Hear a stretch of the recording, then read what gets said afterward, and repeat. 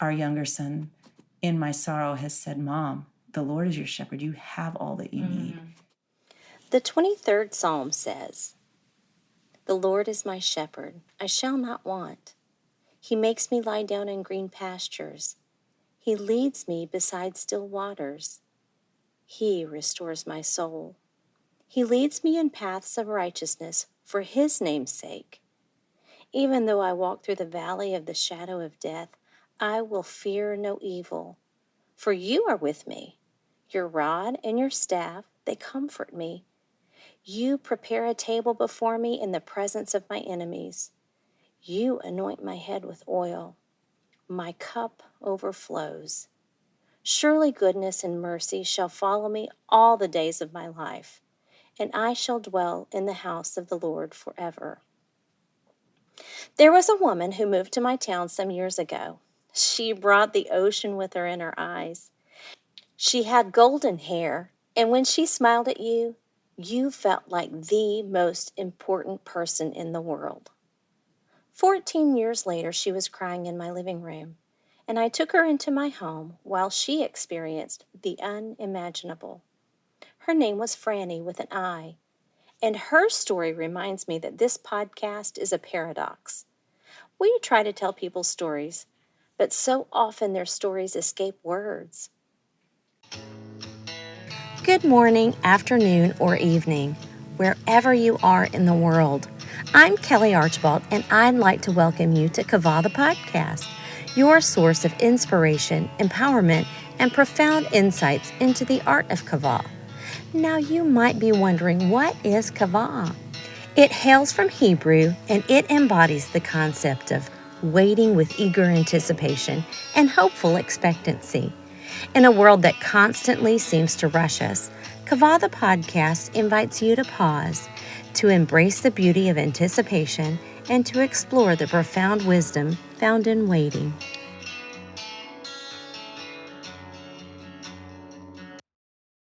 The accounts shared on this podcast, including this episode, reflect the guests' thoughtful recollections and opinions of experiences perceived and occurring over many years, including childhood memories which may be fallible and limited by perspective and trauma.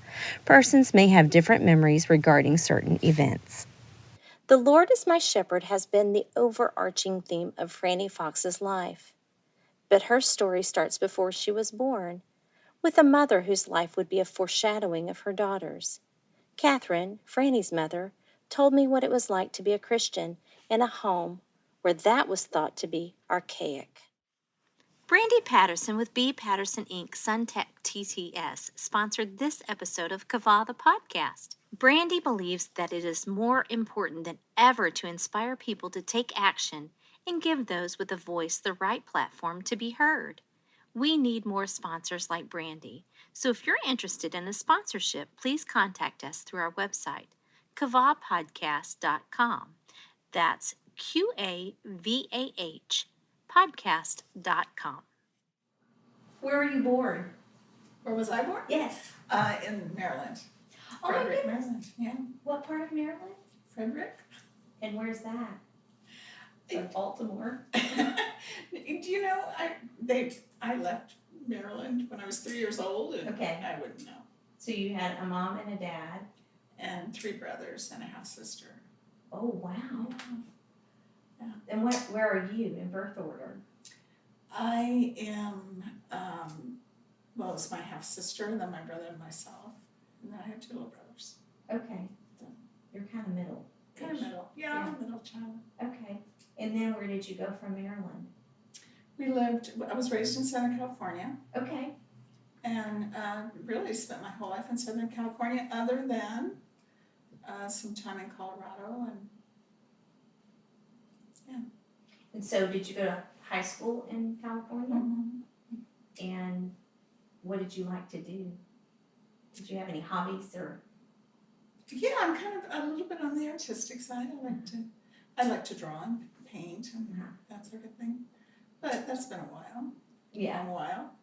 So what was your favorite subject in school? Was it art? Art. Okay. And then you graduated from high school. Mm-hmm. And what happened next? I was married very young. In fact, I was married senior year in high school. Oh, wow. Where did you meet your husband? In school. In school. What class were you in together? We weren't. Oh. We weren't. But we met going to a football game. And so that was that. And was he a senior? No, we were both in the same grade. Okay. But we were very, very young. So you're like 16, 17. Yeah, 16. I was married at 17. Oh, So, wow. Yeah. Did your parents, were they okay with that? No. No, my parents weren't okay with me. I became a Christian at 16. Oh, Was okay. not, that wasn't acceptable in my family. And so, my life was pretty, I had a typical childhood up until I became a Christian, and then it got hard. Wow. So how you became a Christian, and how did that come about? There was a young couple that lived down the street. They were involved in student ministries. Mhm. Wonderful couple. And they introduced me to the Lord. Wow. Mm-hmm. That's sweet. And what about your husband? And he was also introduced to the Lord at the same time. Wow. Yeah. So we were serious about that, very serious. For being as young as we were hardworking, ambitious kids. Yeah. And we took life very seriously. So what kind of wedding did you have? I ran away and got married. You did, okay. Yeah. Well, I didn't run away and got married. I had moved out of the house and decided to get married. And my mother signed for me, my father would not. Wow. And so, and of course I understand that now as an adult. Right. That was, Yeah. Yeah. That's hard. But there was a turbulent time in my life. And was it turbulent because of the conflict with your parents? Because of your belief system? that was a lot of it. Okay. My grandfather was actually a pastor. Okay. And my father turned away from the faith completely. Okay. So for me to accept the faith just was unacceptable to him. Wow. Yeah. And so. So what drew you to the faith? That couple? The couple introduced me to the Lord. No, that's not right. They gave me the opportunity to meet the Lord. They took me to church with them and that sort of thing. So I went, they took me to this little Baptist church. And the pastor there was a hellfire and brimstone type. He was pounding on the pulpit. Yes. Talking about, how you're going to go to hell if you don't accept the Lord. Yes. Didn't hear any of it. What I heard was, Jesus loves you profoundly. Wow. And I believed it. Yeah. And I felt it. Yeah. And I actually felt almost like, I don't tell this to very many people, almost like a honey or like a thick Yes. something coming Yes. down. Physically, I felt that. And I have believed it ever since. Yeah. So the arguments, my father was a very intelligent man, very progressive in his thinking, and gave me every argument against it. But he couldn't persuade me, and that was difficult for him. Yeah. And I remember a time when he said to me, how can you believe that? How can you believe that archaic nonsense? And I said, I'm a 16-year-old girl. Right. I don't know. But I do know that it's true. And I saw fear in his eyes because he was raised with this and rejected it. And he was, in my eyes, a very powerful man, Right. self-made man, and to see fear in my father's eyes was something I'll never forget. Wow. Yeah. But that stuck with you, that conviction of this is how Absolutely. I want to live my life. Well, no, I wasn't even thinking about how I was going to live my life. I just knew that Jesus was real Wow. and had a real desire to love me. Catherine had encountered something so real she could hardly describe it. She had encountered truth. Her life would never be the same. The generations after her would be marked by that truth, but it wouldn't be easy to hold on to. That's so beautiful. And I loved him back. Wow. So you ran off and got married. Yeah, well, I probably shouldn't have done that. But I did. And so you were 17, is that right? I was 17. Okay. And then what did y'all do? Did you have jobs? Oh gosh, yeah, we were very ambitious. I mean, we bought a business at 19. Oh my goodness. Yeah. And my husband worked as a retail clerk, and I worked in this little pizza joint. Yes. And had babies. Okay. Had my babies. And how old were you when you had babies? Well, I was 18 when my son was born. Okay. 19 when my daughter was born, and then had another one at 22. Yeah, I know. You're just a baby. We were ridiculous. Yes. For we just, I don't know, we wanted life. Mm-hmm. And so what was he like? He was good looking. He I've was seen his picture. Yes. Yeah, he was good looking. He was we could laugh and laugh and laugh. He was funny. Very ambitious, very hardworking. A lot of wonderful things about him. Mm-hmm.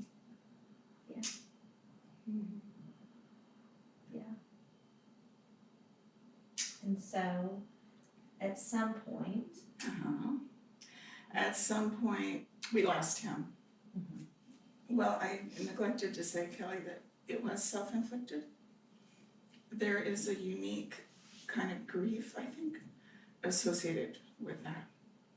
In that you feel, and I'm speaking for myself, but I think this would apply to other people who have gone through it. My understanding, anyway. But as far as I'm concerned, I'm sorry. There's a feeling of responsibility. Mm-hmm. There's a feeling of survivor's guilt. Yes. But I have to say, it took me decades to learn that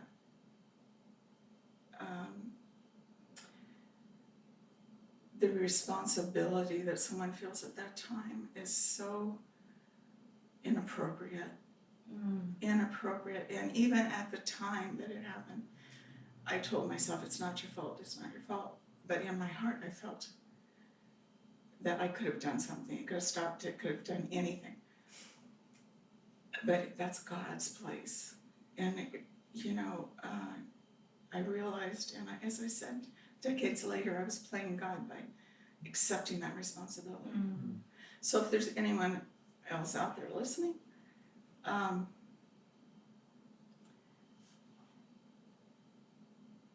God is the answer. Mm-hmm. He is the answer. And I will say, at the time this happened, I had one of the most beautiful experiences with the Lord that I've ever had in my entire life. Frani's mother saw that the Lord really was her shepherd after her husband took his life. She felt God's nearness. She felt him healing her heart and soul through that relationship. And as her daughter grew older, she handed that faith down to her. When I was 15, I met this young guy who was as troubled as I was.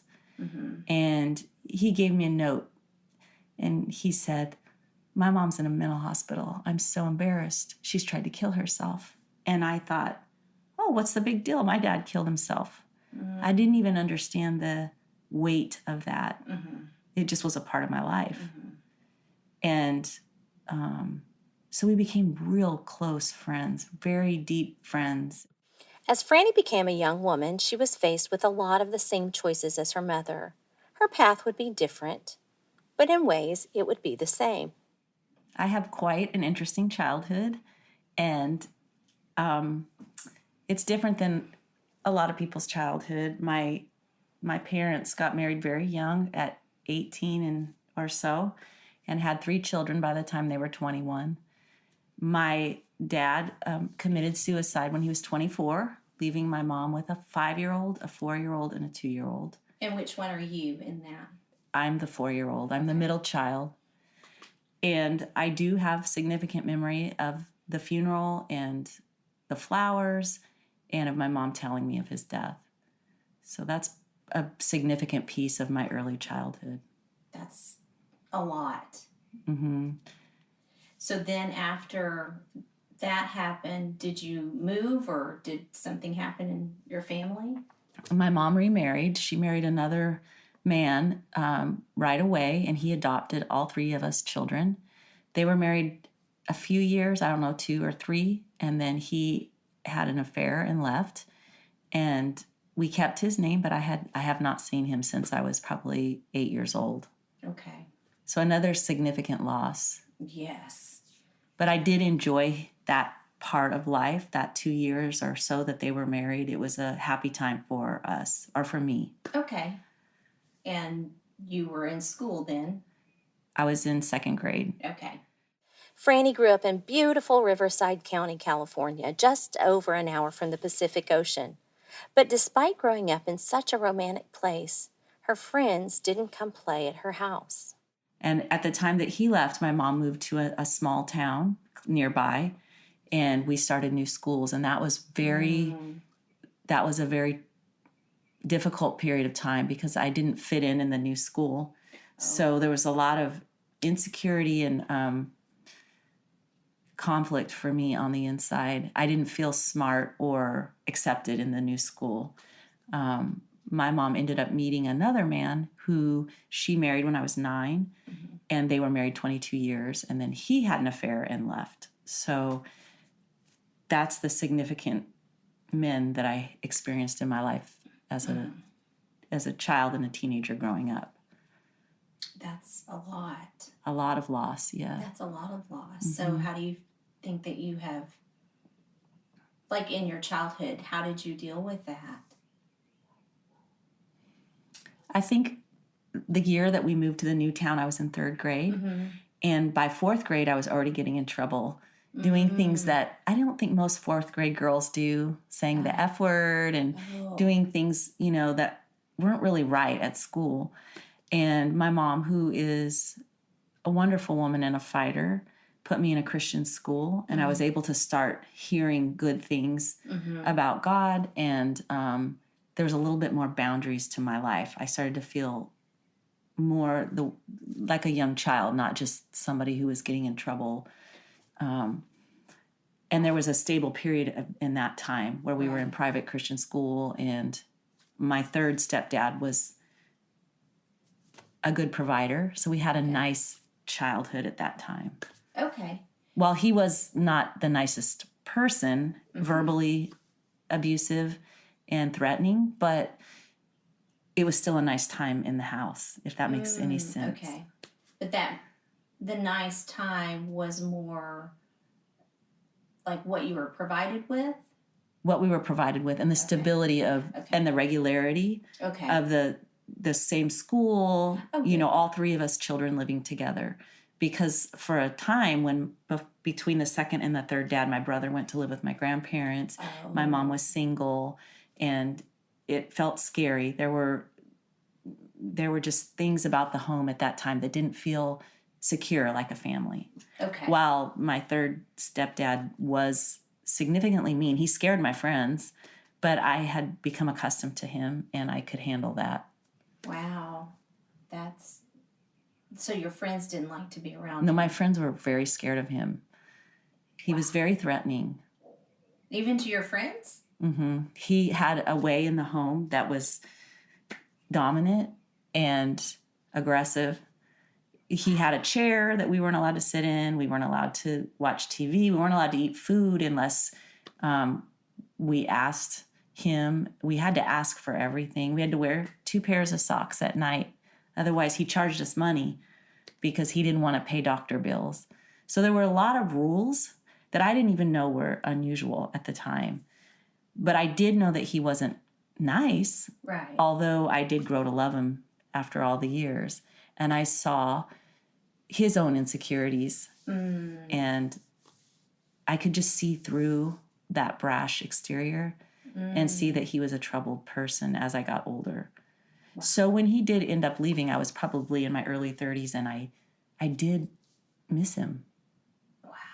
So have you had any contact with him? No, nothing.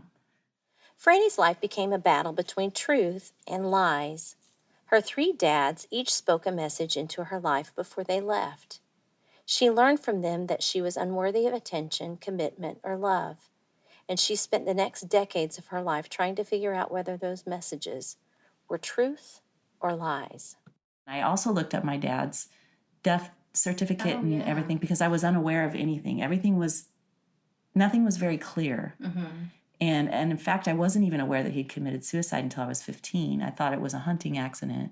And one of my friend's mothers told me, I have no idea why. She felt that it was in her power or responsibility to tell me that, but she did. And so that was how I discovered that. That's a lot of information for a 15-year-old. It would have been for a 4-year-old too. So my poor mom, who said, how do you tell a little child that? Right. And I'm not sure that she did the wrong thing. Right. So, God is so good that he protects us and gives us the information we can handle at the time. Yeah. Which I've experienced recently also. Yeah. That's, so you're 8 years old, you're in the 3rd grade, you go to a new school, but it's a Christian school. So what are the important things that you learned there? Well, actually, 3rd grade, I was in the public school. Oh, okay. That was where I struggled. Okay. 4th grade, I really started to show signs of struggling. 5th grade, I was put in a Christian school. I learned that there were godly people, God's word. I ended up accepting Christ there in the 8th grade. I had a Bible teacher who was pretty dynamic, and I really understood that Christ died specifically for my sin in the 8th grade, and I accepted Christ. And that was worth going there, And then in 9th grade, I went back to public school and lost my way again, but I still had that foundation and that understanding from that really good Bible teaching. So what kind of, you said foundation. So what does that look like for you as an 8th grade student? How did that impact you? It gave me a grid, a grounding to attach truth to. Bigger than all the dysfunction that I had been experiencing and all that was going on in the world, I still had that understanding. I really, really based my life off of that. Even though as a young teenager, I got into drugs and alcohol and all the things that young teens do, I still knew that I was saved by Christ. Wow. That's huge. It really was huge. It's a huge gift. Yeah. And it changed It changed the trajectory of my life. Right. It really did. I don't think if that had not happened in my early years, I'm not sure what would have happened to me with my understanding of men and my willingness to do drugs and be crazy. Yeah. Frani is thankful when she remembers her grade school years. She was in an environment where hope was hiding just around the corner. But because of her pain and confusion, she had a hard time catching that hope and holding on to it. She allowed men to continue lying to her about her identity. So you're 9th grade, you go to a public high school. I'm still somebody who is somewhat close to the Lord. Like, we didn't go to church. That wasn't furthered or anything. My faith was not furthered, but I still was believing what I had believed in 8th grade. I was still carrying that in my heart. But, public school's big and it's kind of scary. When I went to high school in the 10th grade is when I really started to venture off into guys and drugs and things like that. And I knew the Lord was still talking to me, but I decided I would put that aside to experience some fun that I wanted to have. And, but it never stopped being the truth of my life. Yeah. And so you're in the 10th grade? Yes. And I have an experience with a boy. I'm 15, he's 20. Oh, gosh. Not aware that that's really not okay. Yeah. It's my first experience on that level. And I was really, really headed for trouble. Wow. Did your mom have any idea of what you were involved with? No, I told her he was 17, and he had a house. Oh, gosh. And all these things, and so I was really playing with fire. And then I met another guy and had an experience with him, and so my life was progressing in a way that wasn't healthy. But then one day she met a man who would change her life forever. And then when I was 15, I met this young guy who was as troubled as I was. And he gave me a note, and he said, "My mom's in a mental hospital. I'm so embarrassed. She's tried to kill herself." And I thought, oh, what's the big deal? My dad killed himself. I didn't even understand the weight of that. It just was a part of my life. And so we became real close friends, very deep friends, and we kind of parented each other, and that relationship turned into a 36-year relationship. Is this the boy that would stare at you with his head on his desk? Yes. Yes. And we had so many great young times together. So what was that like? What were some great young times? Oh, one of the things, we talk on the phone all night long. He would tell me, "You're such a colorful person."